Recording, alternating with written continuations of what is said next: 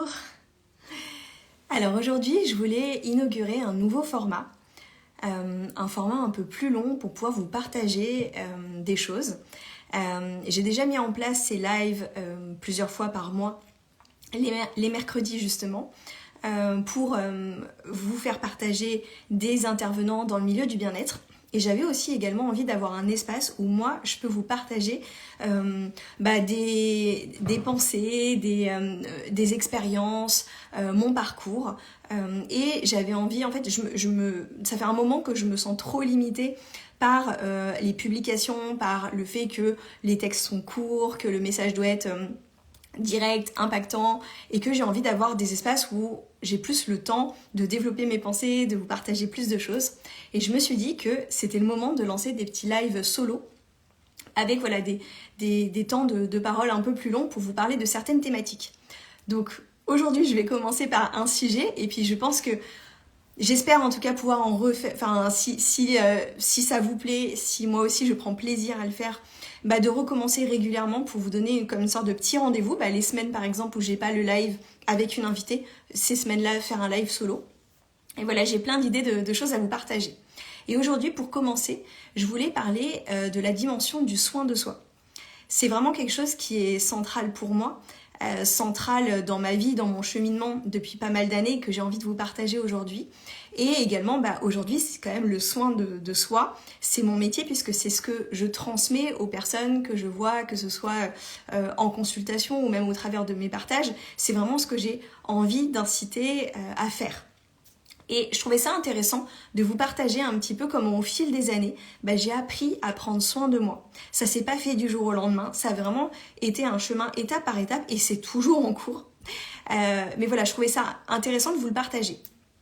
Donc c'est intéressant aussi pour moi parce que ça m'a permis de faire une petite rétrospective, de revenir voir les étapes. Parce que c'est toujours aussi intéressant de regarder le chemin parcouru et voir en fait tout ce qui s'est déjà passé. Donc, je suis revenue au tout début du début, quand j'étais toute petite fille, et que finalement, dès toute petite, j'ai eu cette dimension du soin de moi. Malheureusement, c'était une dimension très restrictive, vous allez voir, c'était très lié, en tout cas, donc au magazine féminin, en fait. J'ai grandi, moi je suis née dans les années 80, donc moi, je commence vraiment à avoir des souvenirs à partir de la fin 80, surtout et les années 90. Et c'était une période où il n'y avait pas les réseaux sociaux, il n'y avait pas tout ça, donc la presse était vraiment très importante. Ma maman lisait de la presse féminine et j'avais ces magazines à disposition et du coup j'étais très attirée par ce monde de magazines, de la beauté et parce que c'était aussi quelque part l'image de la femme dans laquelle je pouvais me projeter. Donc voilà, encore une fois, je remets les choses dans leur contexte, je dis pas que c'est pas bien, que c'est bien ou pas bien, c'est comme ça, en tout cas, que ça a commencé pour moi. Et dans ces magazines, il y avait énormément de conseils, que ce soit des conseils beauté, des conseils santé, bien-être. C'est vraiment ce côté, comment prendre soin de soi. Il y avait cette dimension-là. Même si ça passait effectivement énormément par simplement prendre soin de son apparence. Mais pour autant, voilà, c'est ce que je disais, c'est dommage parce que c'était restrictif. Mais ça a déjà planté cette graine dès toute petite que c'est important de prendre soin de moi. Et donc voilà, je me rappelle à l'époque, c'était aussi la grande époque des top modèles. Alors je pense que maintenant ça a complètement disparu, il n'y a plus du tout, maintenant c'est plutôt les influenceurs, tout ça. Mais donc moi quand j'étais petite fille, il y avait ces mannequins qui faisaient la une de tous les magazines et qui partageaient dans ces magazines leurs conseils. Et je me rappelle que par exemple cette histoire de prendre un verre d'eau chaque matin, finalement, c'est bien avant la naturo, bien avant tout ça. C'était une mannequin qui avait partagé ça en disant voilà, ça c'est mon conseil pour me sentir bien. Chaque matin au lever, je prends un verre d'eau. Donc moi, toute petite fille que j'étais, j'avais un peu noté toutes ces petites astuces et essayer de voir comment je pouvais les appliquer déjà. Et bien sûr, ça passait par tous ces côtés de routine beauté et qui a dessiné ensuite mon parcours professionnel puisque j'ai passé donc 12 ans dans l'industrie cosmétique avant de me reconvertir en tant que naturopathe. Donc voilà, cette dimension, première étape, cette dimension du soin de soi égale prendre soin de son apparence. Je la retrouve encore beaucoup chez mes clientes parce que quand je demande aux personnes qu'est-ce que vous faites pour prendre soin de vous, et bien très souvent, il n'est pas rare qu'une femme me réponde moi je vais chez le coiffeur, ou je me fais un masque, ou je me fais les ongles. Donc voilà, c'est juste que c'est dommage que ce soit que ça, mais c'est une part importante et je pense qu'en tout cas c'est aussi important par rapport à l'estime de soi. Donc il y a eu toute cette première dimension. Ensuite, comme je vous le disais, des années plus tard, comme par hasard, je travaille dans le monde de la beauté, donc je travaille chez L'Oréal, et j'ai beaucoup de problèmes de dos. J'ai très mal au dos parce que finalement, du stress, donc des tensions dans les épaules, tout ça, et je fais pas assez d'activité physique, tout simplement. Et il se trouve que dans mon entreprise, il y avait des cours de yoga. Et ça m'attirait pas du tout. J'ai repris les années, c'était en 2013, donc il y a 10 ans. Le yoga, ça me parlait pas plus que ça, on n'en parlait pas du tout autant que maintenant. Et finalement, un jour, je finis par me dire, allez, vas-y, on sait jamais. Et là, je suis épatée des bienfaits que je ressens à la fin de la séance. Je ressens à nouveau une détente dans mon corps, les douleurs de dos ont disparu. Le lendemain, elles ne reviennent pas, elles reviennent peut-être 2 jours après. Donc il y a déjà, waouh, il y a quand même un vrai effet. Et aussi, surtout, le bien-être mental. Donc le yoga, nouvelle dimension en fait du soin de soi qui vient pour moi en passant par le mouvement, par la reconnexion au corps et en passant par cette dimension du mouvement. Et bien très vite, un cours ne suffit pas. Du coup, je me mets à faire 2 par semaine. Et c'est vraiment mon équilibre. Je me rappelle, c'était tous les lundis et tous les vendredis, comment commencer et finir la semaine par ce cours de yoga qui était tant attendu. Et cette prof qui, je me rends compte au fil des cours, transmet bien plus que juste des mouvements, transmet vraiment, vous entendez, il est 17h, vous entendez les cloches chez moi, transmet vraiment toute cette dimension aussi un peu spirituelle, mais que pour l'instant, j'entends, j'accueille tout ça, ça plante des graines, je dirais. Et le yoga, en fait, à un moment, j'ai comme une sorte de blessure, une douleur musculaire. Et ma prof de yoga m'oriente vers une fasciathérapeute. Donc les fascias sont les enveloppes des muscles et donc tout le corps est recouvert de fascia. Et c'est une forme, je dirais, d'ostéopathie très douce. Donc je vais voir cette personne. Et en fait, elle me dit assez rapidement que en fait, je suis pas dans mon corps en fait. J'ai pas cette connexion à mon corps, j'habite pas ce corps.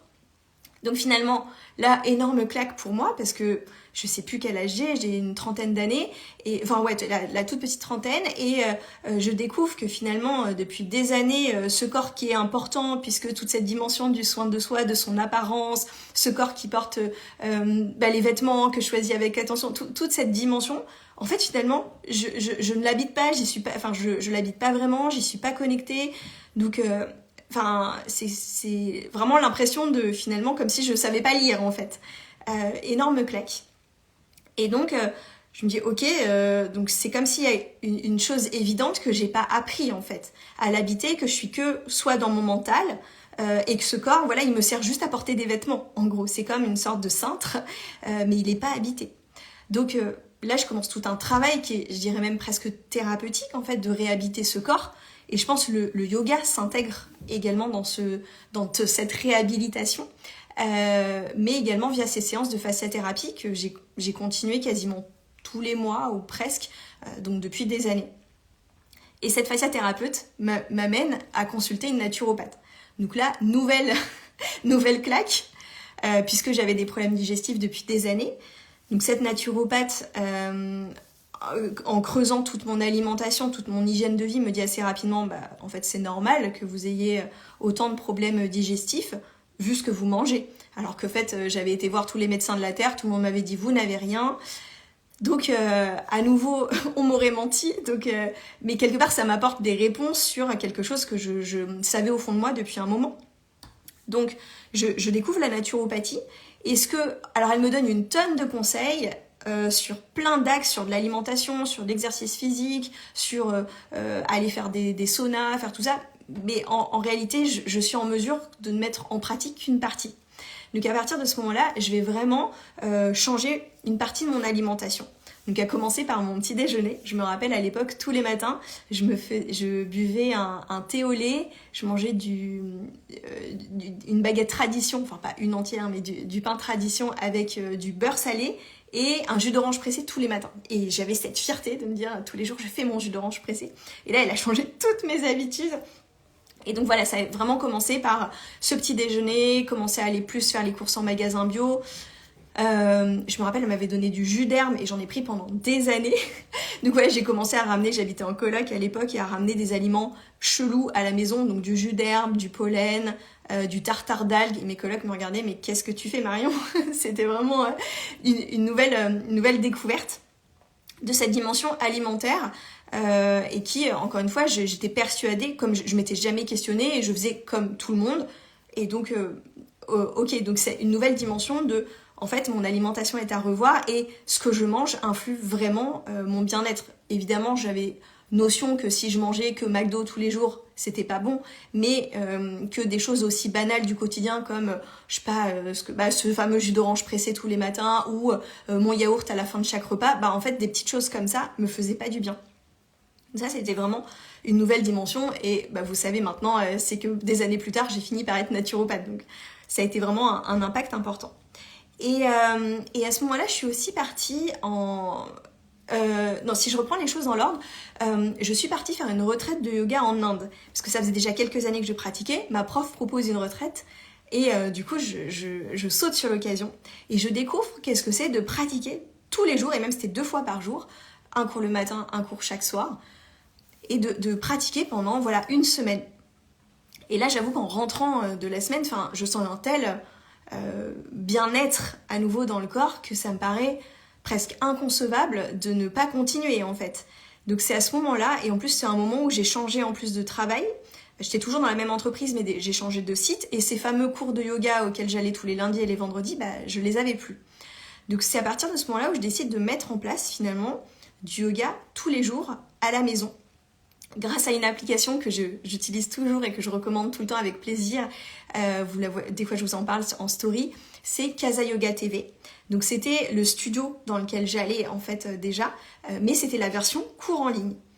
Et du coup, ce qui est génial, c'est qu'il y avait des cours qui duraient 20 minutes et donc qui me permettaient de les faire à cette époque. Ce que j'avais choisi, c'est de le faire le soir en rentrant du travail. Donc de rentrer du travail, de faire mon cours de yoga et ensuite d'avoir ma soirée.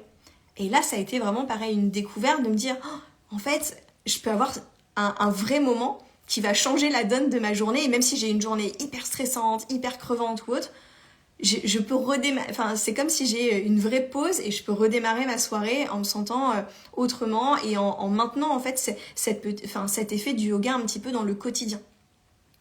Et à peu près en même temps, je crois que ma prof de yoga, du coup Delphine, qui est la fondatrice de Casa Yoga, a proposé des ateliers sur les rituels de l'Ayurveda. L'Ayurveda, c'est la médecine traditionnelle indienne. Donc je dirais en fait c'est un petit peu la naturopathie indienne. Et ça fonctionne par énormément de rituels. Je vous donne des exemples, effectivement il y a le verre d'eau tiède tous les matins, se gratter la langue, se masser à l'huile de sésame, faire des massages pour le ventre, pour masser en fait ses viscères, les organes digestifs. Enfin il y a plein de petites choses comme ça. Et moi ça me parle énormément et ça me donne des clés concrètes à implémenter dans le quotidien pour, encore une fois, continuer à aller mieux, à mettre en place ce bien-être dans le quotidien. Donc c'est comme si, il y a encore une nouvelle dimension en fait, ce bien-être, il peut vraiment, par du yoga tous les jours et des petites routines de l'Ayurveda, s'inscrire dans un quotidien. Je continue de faire des retraites de yoga quasiment, tous les ans, et même plusieurs par an. Et ça, ces retraites, elles sont vraiment clés parce que c'est des moments, vraiment des vraies parenthèses pendant lesquelles, comme j'expérimente quelque chose pendant une semaine et que je découvre les bienfaits, quand je rentre, j'ai vraiment envie de le continuer. Donc il y a eu cette phase via le yoga, mais il y a aussi eu par l'alimentation. Parce que comme je vous le disais au début, la naturopathie, j'ai changé mon petit déjeuner, j'ai changé des petites choses, mais j'ai pas fait une refonte complète, j'étais pas prête à ce moment-là et parce que ça prend du temps. Mais je me rappelle d'une retraite en Thaïlande où j'avais mangé absolument végétarien toute la semaine. et rencontrer, du coup, c'est ça, c'est qu'aussi ces retraites, c'est l'occasion de rencontrer des personnes qui mangent différemment, qui ont une autre façon de vivre, et du coup de dire, ah, mais enfin, ça m'a aussi ouvert, en fait, complètement sur plein d'autres façons de faire. Et je me rappelle, après cette semaine en Thaïlande, quand je suis revenue à la cantine, je cherchais à manger justement quelque chose de végétarien, et c'est là que je me rends compte qu'il y avait quasiment pas d'options. Alors depuis, c'était il y a c'était il y a 6-7 ans. Ça a évolué, j'imagine, mais mine de rien, voilà, de se rendre compte que dès on veut manger différemment, bah en fait, c'est assez compliqué. Et le seul plat que je trouve qui est à peu près le moins viandard, on va dire, de tout ce qui m'était proposé, c'était des spaghettis bolognaise. Je me disais, c'est là où je voyais le moins la viande. Et je me suis tapé une indigestion, mais pas possible, parce que c'est là où je me suis rendu compte de l'influence et de quand je mange, si j'ai une alimentation très végétale, légère, bah, dès que je mange un plat riche et lourd avec de la viande, par exemple, mais que j'arrivais, enfin, c'était hyper indigeste, quoi. Donc pareil, ça me faisait vraiment apprendre, expérimenter en faisant autrement. C'est aussi une période où, un petit peu plus tard, j'ai testé ce qui s'appelle les morning routines. Alors j'avais dû lire ce livre, Miracle Morning, qui est bien connu, et un jour me dire, bah, pourquoi pas essayer et voir ce que c'est. Peut-être parce que aussi via la philosophie du yoga, qui conseille le yoga, c'est plutôt quelque chose qui se pratique le matin, au réveil, à jeun. Je me suis dit, mais finalement, je le fais le soir depuis des années, mais pourquoi j'essaierais pas un jour le matin en me levant plus tôt? Et donc, ça a été vraiment une révélation de mettre en place ça. Ça m'a demandé du courage, parce qu'à un moment, ça a été vraiment de décider de me lever vraiment plus tôt pour, donc, chaque jour faire du yoga, puis un petit peu de méditation. En fait, j'avais vraiment une routine pendant 20 minutes de yoga, puis une méditation de 5-10 minutes avec de la respiration. Et ensuite un moment où j'écrivais, ce qui s'appelle aussi du journaling. Donc chaque jour, écrire des choses, des pensées. Et j'ai adoré mettre en place cette routine. Ça m'a suivi pendant plusieurs années, j'ai envie jusqu'à avoir mon fils. Parce qu'effectivement, là après, ça m'a demandé de revoir mon organisation. Mais encore une fois, ça a été cette dimension du soin de soi qui vient vraiment dans le quotidien, et qui passe par plein de choses finalement, qui passe par de l'alimentation, du yoga, des routines comme ce massage à l'huile, des choses comme ça. Et je pense que je referai un autre live où je détaille ces routines. Quelque chose de très, très complet finalement. Et je me retrouve pendant donc le temps où j'ai fait ça et jusqu'à avoir mon fils, ça a duré 2 ans, ce moment où tous les matins j'ai ce temps d'ancrage et tous les soirs en rentrant également avec ce petit temps de yoga qui est plus de relaxation et finalement qui ponctue ma journée par des moments vraiment de bien-être. Et j'ai envie de dire, il peut se passer quoi que ce soit dans mes journées, je sais que j'ai ces 2 moments et du coup c'est comme je dirais pas une bouée de sauvetage, mais un ancrage hyper fort de dire mais quoi qu'il arrive, j'ai ces moments-là et tout va bien se passer en fait. Donc ça a été assez puissant. Et évidemment, la maternité m'a demandé de changer pas mal de choses. Mais finalement, après être devenue maman, en 2020, je décide en 2021 de me reconvertir en devenant naturopathe. Donc j'intègre le Sénato. Et là, évidemment, donc j'entends parler du soin de soi toute la journée puisque c'est le cœur de ma formation. Donc je vais mettre en place des nouvelles choses et notamment il y a eu deux choses vraiment nouvelles qui ont été nouvelles pour moi que j'ai mis en place, c'est à savoir tout ce qui est autour le sauna, les soins à base d'eau, ce qui s'appelle l'hydrologie. Et également tout ce qui tourne autour des massages. C'est marrant parce que quand je me suis inscrite en naturopathie, je me serais jamais dit la naturo c'est les massages. Je voyais pas du tout de lien. Et en fait j'ai vraiment découvert aussi que ça passait par là. Et donc j'ai commencé à aller au sauna et me faire masser tous les mois pendant cette formation et voir vraiment l'effet que ça produit sur le corps et finalement commencer à dédier du temps finalement presque, comme je dis, mensuel et quasi même hebdomadaire. En fait, il y a le soin pour moi dans le quotidien, voir ce que j'ai pu continuer à mettre en place après en étant maman, mais également dédier un créneau dans la semaine où je vais aller faire soit ce sauna, soit un massage, en grosso modo d'essayer d'accorder. J'ai essayé pendant mes études de me dire je fais un soin par semaine. Au plus un, des fois moins et des fois pas, mais essayer de faire quand même voilà 2-3 soins par mois pour vraiment ponctuer la semaine. Donc ce qui voulait dire que cette dimension du soin, c'était aussi d'y dédier du temps et d'y dédier un budget. Et ça c'était nouveau parce que c'était pas forcément dans ma logique depuis toujours. Enfin voilà, le budget, j'avais un budget alloué à des sorties, alloué à des dépenses justement comme pour revenir aux soins de soi esthétiques, à des vêtements, à des choses comme ça, mais du coup décider de vraiment dédier de l'argent à ce soin, ce temps de soin, c'était aussi quelque chose de nouveau. Et aussi au Sénato, enfin dans mon école de naturopathie, j'ai vraiment appris l'importance de tout ce qui est relaxation, dans le sens que le yoga depuis des années, ce yoga le soir, c'est ça que j'allais chercher, c'est cette relaxation.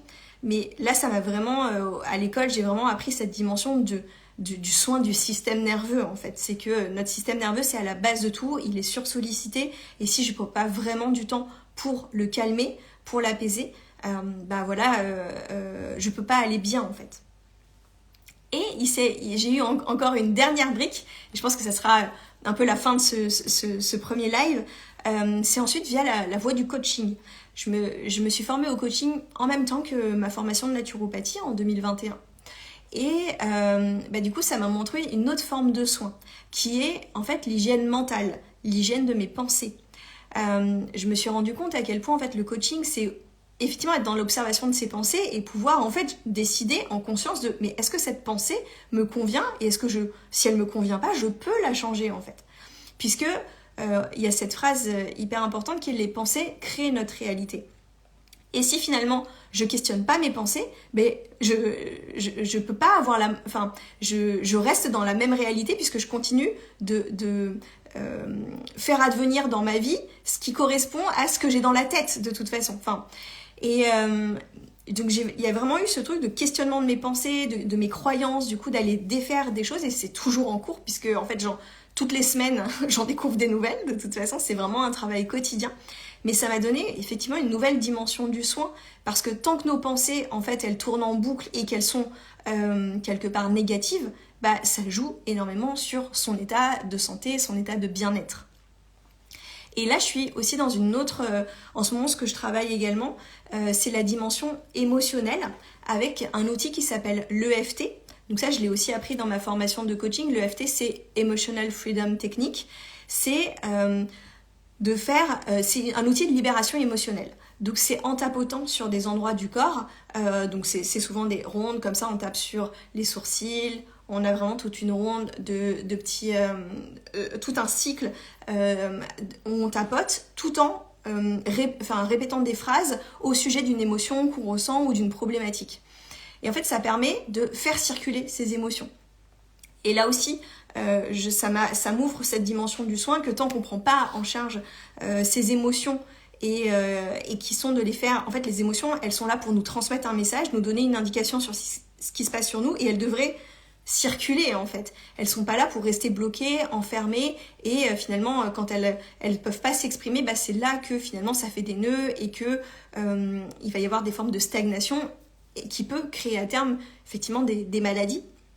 Donc je suis vraiment dans cette dimension d'aller essayer de travailler sur cette libération émotionnelle au quotidien en fait, pour ouvrir quelque part pour faire circuler. Donc j'en ai un peu fini avec tout ce voyage et vous montrer à quel point il y a eu des étapes et que c'est toujours work in progress.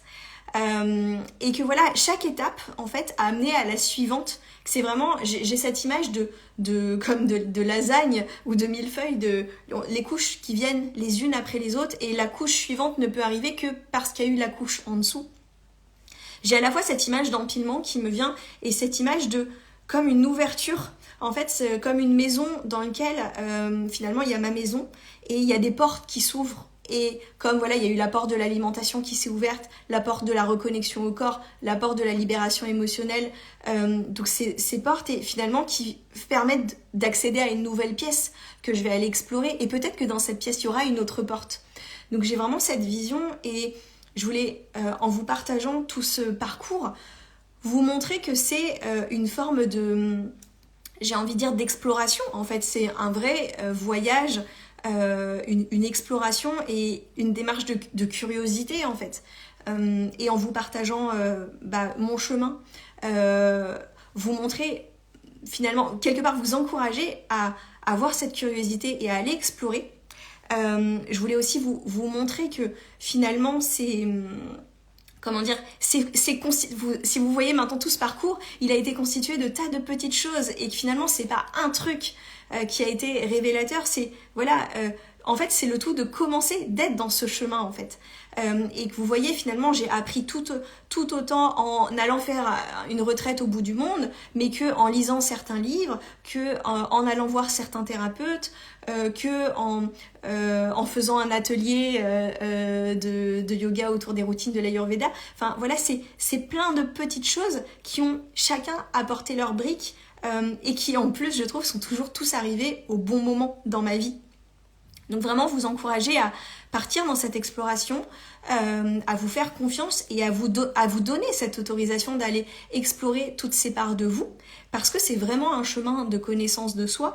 J'ai tellement appris sur moi et j'apprends toujours sur en fait c'est comme je vous explique, cette maison qui s'est ouverte finalement, ça agrandit le champ des possibles à la fois pour moi, mais également en fait c'est à chaque fois que j'ai été mieux. Il y a eu ces moments d'alignement et qui m'ont permis dans ma vie de basculer, de prendre des décisions, d'avoir des évidences sur des chemins à suivre et petit à petit m'aligner de plus en plus. Donc quelque part, in fine, tout ce chemin, il aboutit à ça. C'est pas juste être bien pour « Ah bah je suis super bien, je suis super détendue ». C'est vraiment ce cheminement personnel. Je regarde si j'avais autre chose que... Non, je pense que je vous ai... Ah oui, si, une petite chose que je veux rappeler, c'est... Vous voyez que tout ce chemin-là dont je vous parle, ce premier cours de yoga, c'était en 2013, donc ça fait 10 ans. Donc... Quelque part, n'ayez pas d'inquiétude si vous dites « Oh là là, mais moi j'ai jamais fait tout ça ». Oui, en fait, c'est complètement normal. C'est vraiment ce truc qui s'est fait dans le temps. Et pour certaines personnes, ça ira beaucoup plus vite. Et pour d'autres, ça sera un chemin, encore une fois, différent. Je pense qu'on est tous amenés, en tout cas, à expérimenter le nôtre. Et voilà, en tout cas, j'espère que ça a pu vous donner des pistes, en tout cas vous inspirer à suivre votre propre chemin de découverte de vous et des découvertes du soin de vous. Et en tout cas, vous donner envie d'aller explorer. Je vous dis à très bientôt pour un prochain live et je vous embrasse. Bye bye.